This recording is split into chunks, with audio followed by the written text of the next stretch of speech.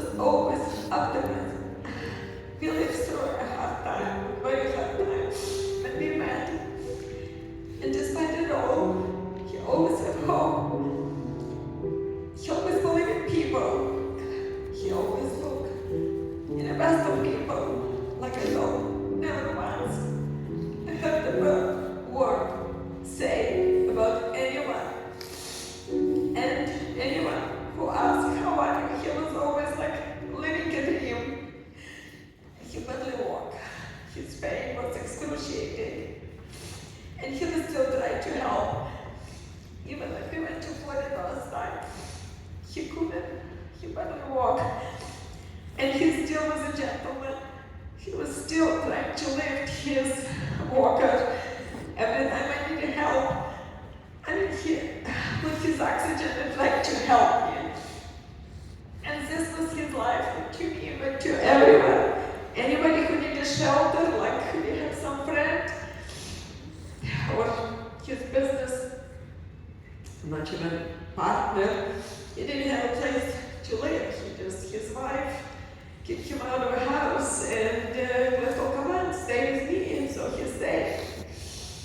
We have sometime my friend coming from Ukraine or whoever else, they don't have a place to sleep. Come on in, you stay with us. He welcomed everyone. He loved people. I think I have to learn from him such love, which is so hard to find in our days.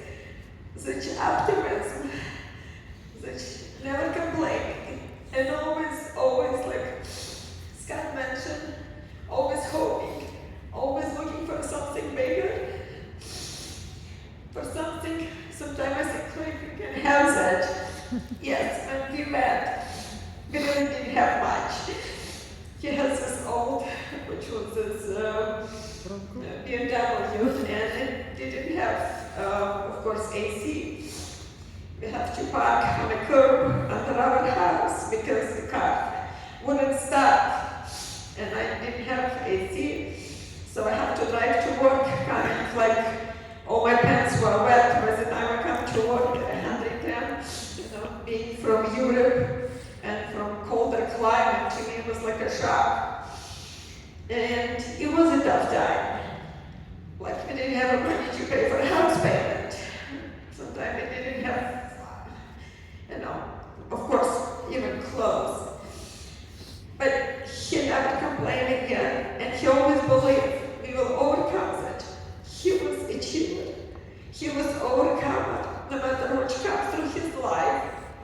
He has a dream. He has optimism, and he always say, like, go for it, go for it. And he did. He worked for it. He worked hard a lot of time.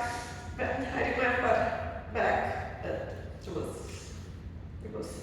River City, when we couldn't afford to pay payroll. I remember it was Memorial Day. Me and him would come and he would cut a job and I would box it. Not many probably business owner or anybody looked at us outside, looked like a great family, and what does he know about life? He knew a lot about life. And he never changed. He never changed his friend, success, or whichever he was. We lived in poverty, we live in success. He never changed his friend. He stayed true to who he is. He never ever changed. He was just kind, very kind man who loved people. And yes, he did love God. He was always watching those biblical movies. And like I thought, when he left me, do not complain, and never said a bad word about any person.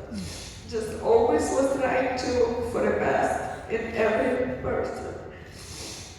It's hard to imagine, of course, just another person like him, and I think we all lost a good friend. Father, I'm sorry, for the kids, for the boys, for Sophia, for Mika, for the grandkids, for great-grandkids who probably didn't know him Even when he was sick, he was trying to play his knee guard.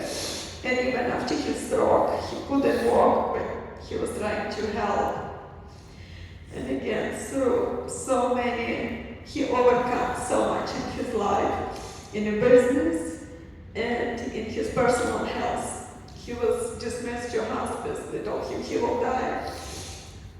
But he lived. He had this hard will, and he has probably the more genuine, kind person. Yes, he can get angry, but inside, he was always very true to himself, very genuine, and love people and family. He will be missed. He will be so missed. And like I told his life, he called me in the last few seconds of his life, and I rushed, and he was perfectly fine.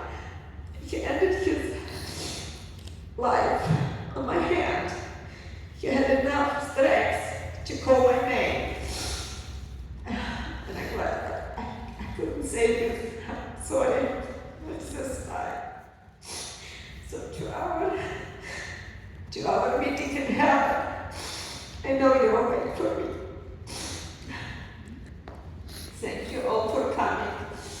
Thank you so much that you come to share his life. Because I believe his life, he's alive.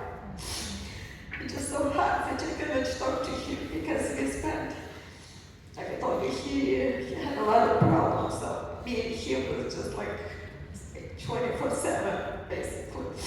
We go everywhere together. We grocery shopping, I don't know how many. Husband and I go grocery shopping. Mom always laugh, oh, you go shopping again. But Clint, he goes shopping with me everywhere. Nordstrom, Macy's, Costco, Rallies. I never go shopping without him. We basically did everything together. And especially when I retired, he was just waiting for me to retire. And I was so thankful because yes, I have a year of my retirement with him because he retired. Then he sold, not retired, he sold the company 10 years ago in 1970.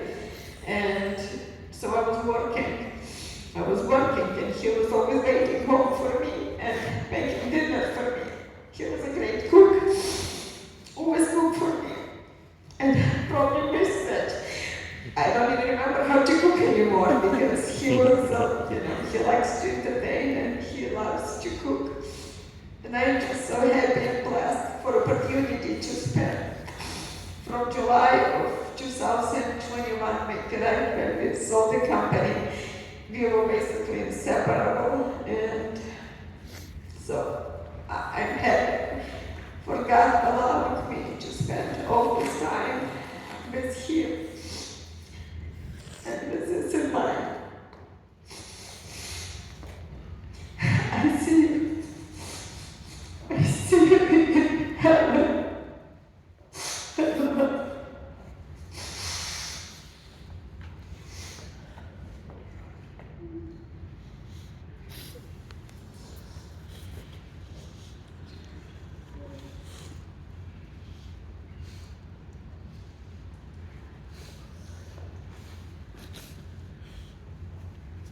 Let's just pray for Galina right now.